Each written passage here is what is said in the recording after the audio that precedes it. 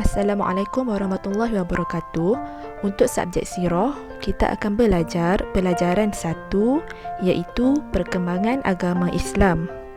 Untuk yang ada buku teks, kamu boleh buka buku teks sirah muka surat 1.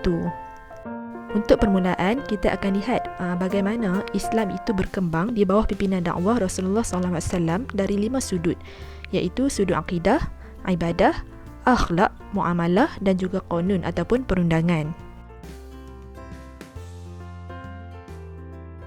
Apakah yang dimaksudkan dengan akidah?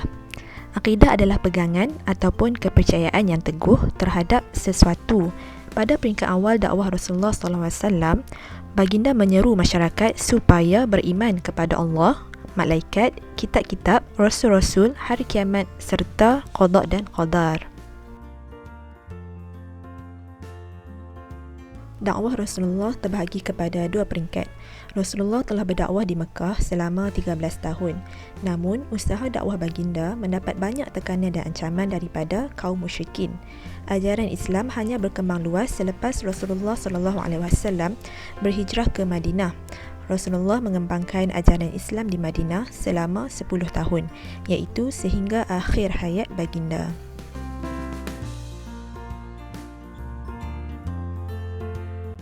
Sekarang mari kita lihat apa yang Rasulullah SAW lakukan untuk menyampaikan agama Islam kepada masyarakat pada zaman tersebut. Sebelum kedatangan Islam, masyarakat Arab tidak mempunyai pegangan agama yang tetap. Mereka hanya mengamalkan ajaran nenek moyang mereka. Ada di antara mereka yang menyembah batu, matahari, pokok dan patung berhala sebagai Tuhan. Oleh itu, zaman ini dikenali sebagai zaman jahiliah. Kemudian Rasulullah SAW diutuskan untuk mengajak manusia beriman kepada Allah. Seruan dakwah baginda di peringkat awal ditentang dengan hebat. Walau bagaimanapun, selepas Rasulullah berhijrah ke Madinah, baginda dapat meluaskan pengaruh Islam di Mekah. Semasa pembukaan kota Mekah, Rasulullah SAW bersama orang-orang Islam telah memusnahkan kesemua 360 buah berhala yang terdapat di sekeliling Kaabah. Antara berhala yang terkenal yang turut dimusnahkan ialah Al-Latta, Al-Uzza, Hubal, Al-Manah, Asaf dan Nailah.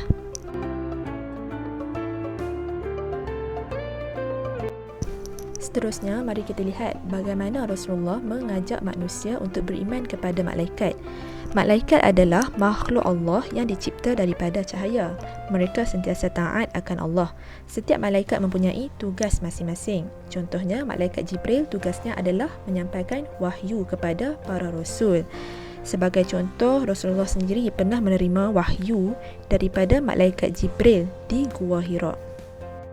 Rasulullah turut menyeru manusia supaya beriman kepada Nabi dan Rasul. Apakah beza Nabi dan Rasul?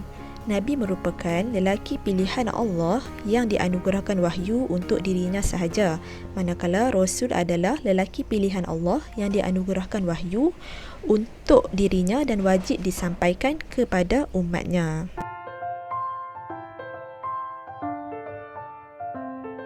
Sebagai umat Islam, kita wajib mempercayai 4 kitab ini, iaitu kitab yang pertama, kitab Taurat, diturunkan kepada Nabi Musa dalam bahasa Ibrani.